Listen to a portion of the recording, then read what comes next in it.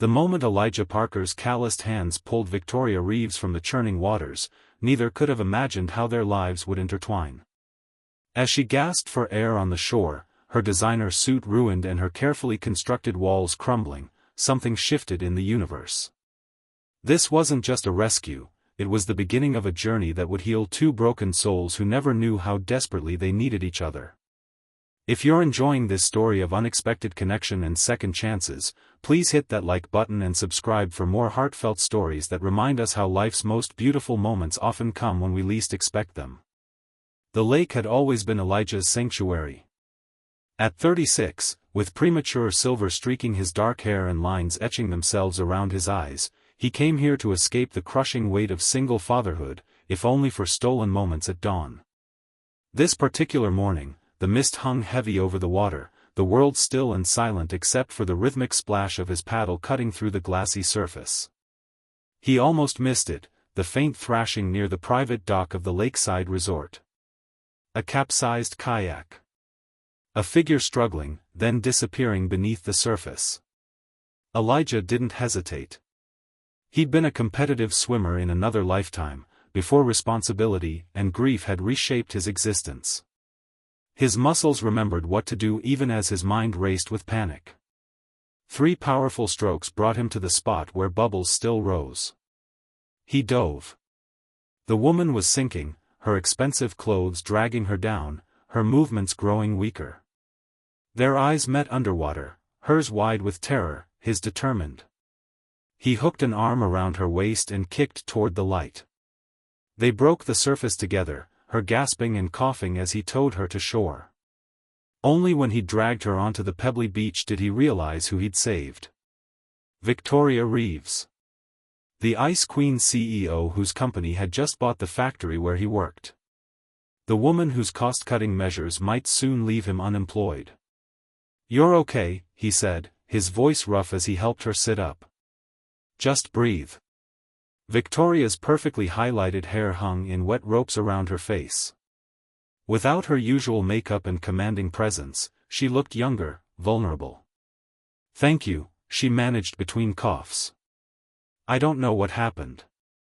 The kayak just tipped." "Yeah, they do that if you shift your weight wrong."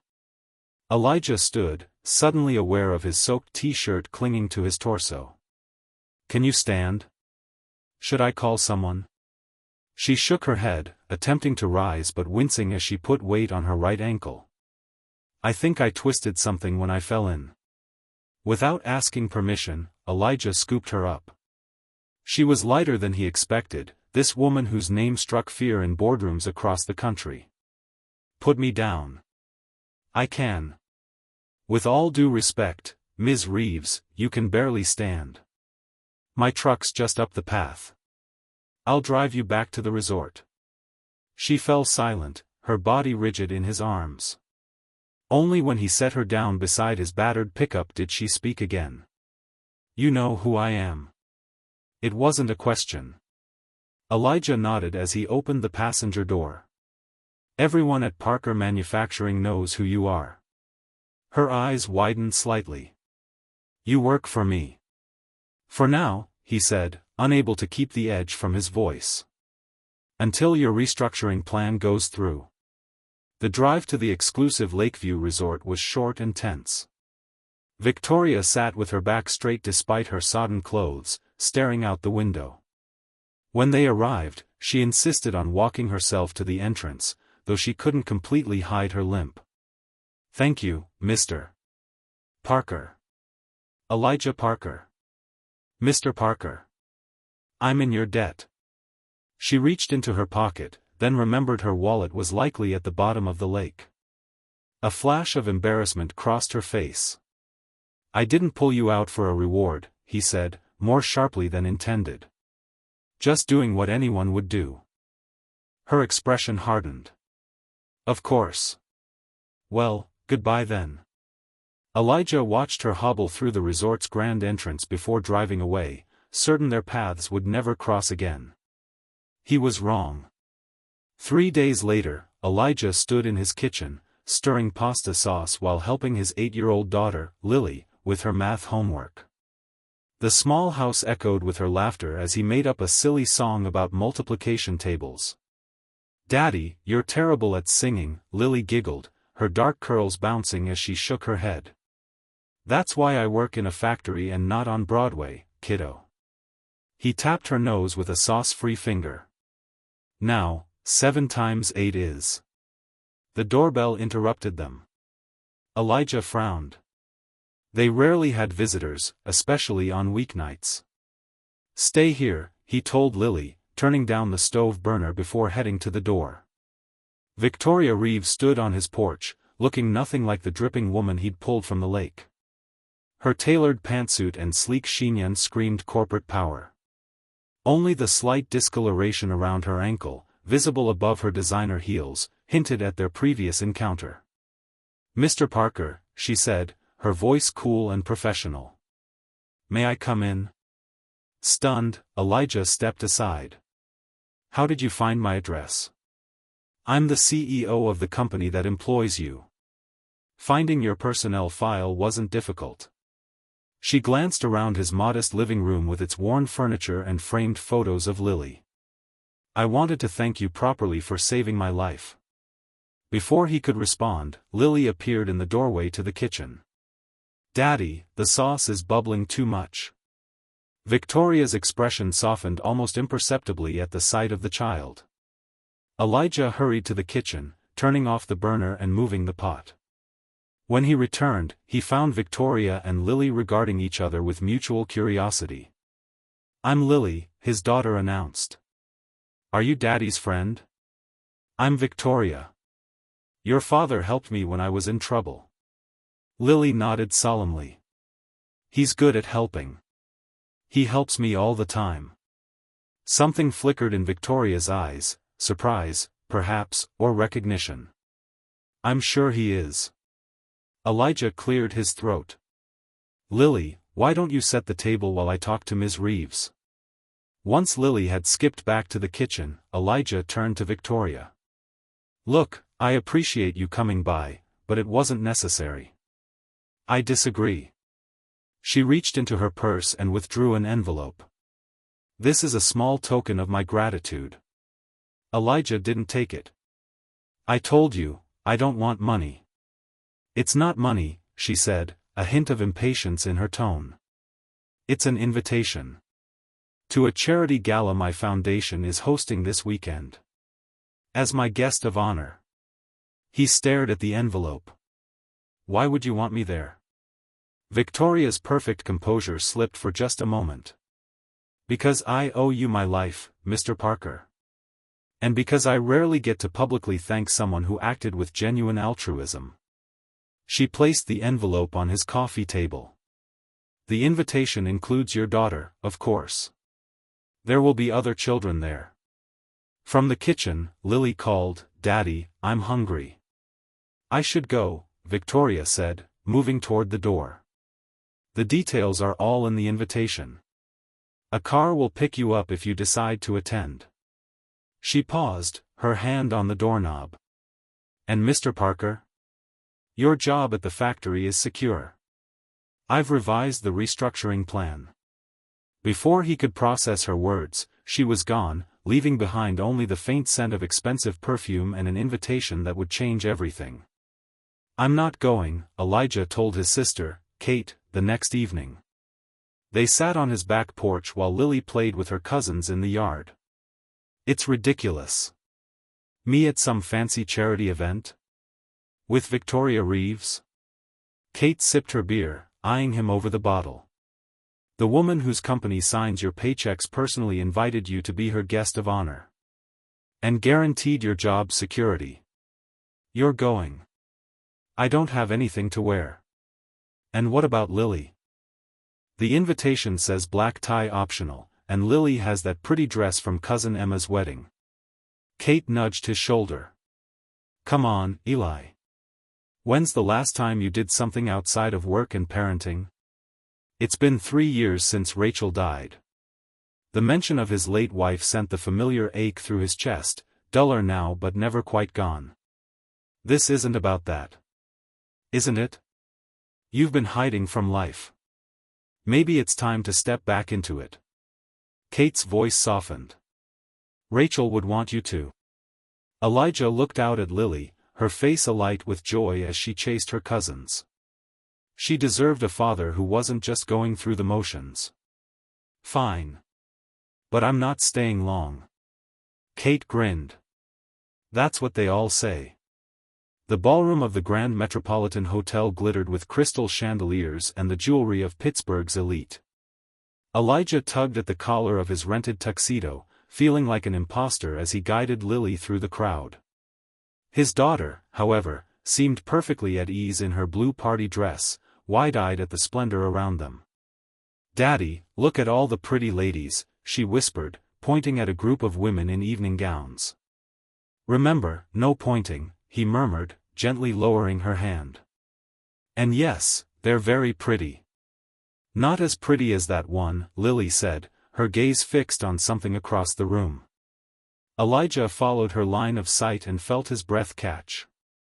Victoria stood near the stage, draped in a midnight blue gown that seemed to capture the light and transform it. Her hair fell in loose waves around her shoulders, so different from her severe work style. She was laughing at something an older gentleman had said, and the sound carried across the room like music. As if sensing his gaze, she looked up. Their eyes met, and for a moment, the crowded ballroom seemed to empty. Then she excused herself and made her way toward them, moving with grace despite the slight limp that remained. "Mr. Parker," she said, her smile warming as she looked down at Lily. "And Miss Parker. I'm so glad you could come." Lily performed a wobbly curtsy that made Victoria's smile widen. "Your dress is beautiful," his daughter declared. "Thank you. Yours is lovely too." Victoria knelt, despite her elegant attire, to be at eye level with Lily. "Would you like to meet some of the other children? They're having their own party in the room next door, with ice cream and games." Lily looked up at Elijah questioningly. He nodded. "Go ahead, but stay where the adults can see you." A young woman in hotel staff attire appeared at Victoria's gesture to escort Lily. Once his daughter was happily integrated with the other children, Victoria turned to Elijah. "You clean up well, Mr. Parker." He felt heat rise to his face. "It's rented." "I wouldn't have known." She offered her arm. "Come. There are people I'd like you to meet before dinner." The next hour passed in a blur as Victoria introduced him to business leaders, philanthropists, and local celebrities. To his surprise, she didn't present him as merely the man who saved her life, but spoke of his work at the factory, his engineering background, and his dedication as a single father. "How do you know all this about me?" he asked when they finally had a moment alone. Victoria sipped her champagne. "I make it my business to know about the people who work for me. Especially those who fish me out of lakes." Before he could respond, the MC announced that dinner was about to be served. Victoria was whisked away to the head table, while Elijah found his place at a table near the front. To his relief, the other guests were friendly and unpretentious, including a retired teacher and a local business owner.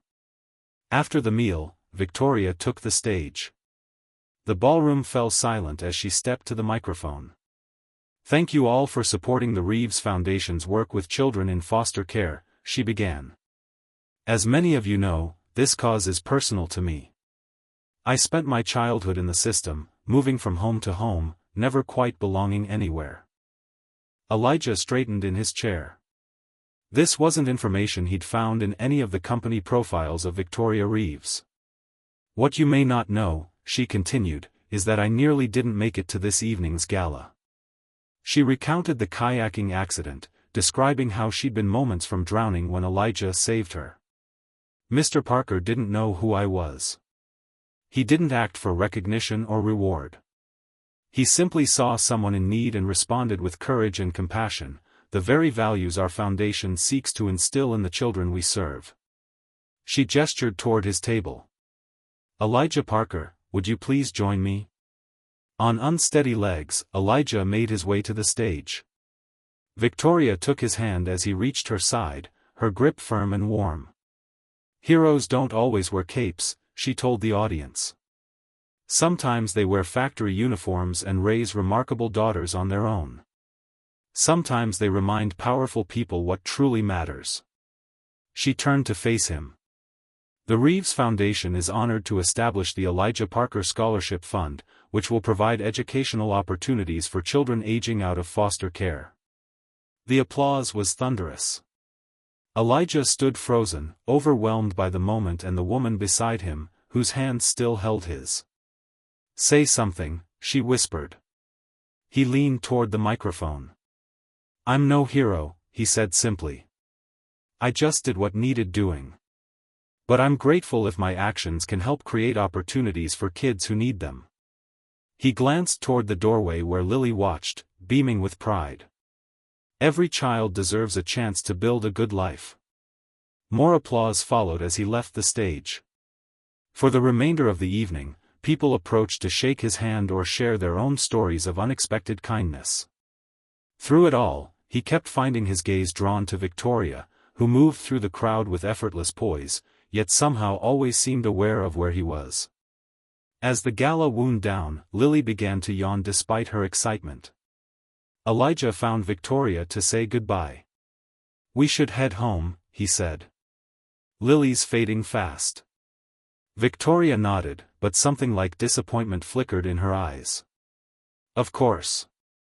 I'll have my driver take you." "That's not necessary. I'll insist." She knelt again to Lily's level. "Thank you for coming, Miss Parker. You were the most elegant young lady here tonight." Lily, sleepy but still polite, thanked her for the ice cream. As Victoria straightened, she handed Elijah a business card. "My personal number," she said quietly. "In case you ever need anything." Their fingers brushed during the exchange, sending an unexpected current up his arm. "Thank you.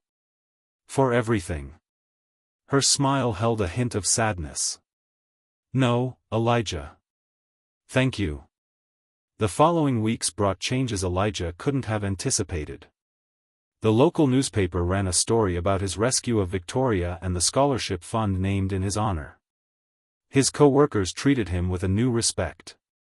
Lily proudly told everyone at school that her daddy was a hero. But the biggest change was the absence he felt, a Victoria-shaped hole in his life that made no logical sense. They'd spent only a few hours in each other's company, yet he found himself thinking of her at odd moments, when the sun hit the lake at dawn, when Lily asked a particularly insightful question, when he passed the spot where she'd stood dripping and defiant after he'd pulled her from the water. He didn't use the number she'd given him. What would he say? "Hello, Ms. Reeves, I can't stop thinking about you even though you're my boss and we come from completely different worlds." Then came the announcement: Victoria Reeves was personally overseeing the modernization of the Parker manufacturing plant. She would be on site for the next month. The factory buzzed with nervous energy the morning of her arrival. Elijah focused on his work, telling himself he wouldn't seek her out. She was here on business, not to reconnect with the employee who'd happened to save her life. But at lunch, as he sat alone in the break room, she found him. "Mr. Parker," she said, standing in the doorway in a simple black dress and low heels, dressed down by her standards but still elegant compared to his work clothes. "Ms. Reeves." He stood, suddenly conscious of the grease stains on his hands. "Welcome to the factory." "Thank you." She hesitated, then asked, "May I join you?" He gestured to the empty chair across from him. "It's your factory." "Actually, it's the shareholders' factory. I just run it." She sat, placing her salad container on the table. "How have you been? And Lily?" "We're good." Lily's still talking about the gala.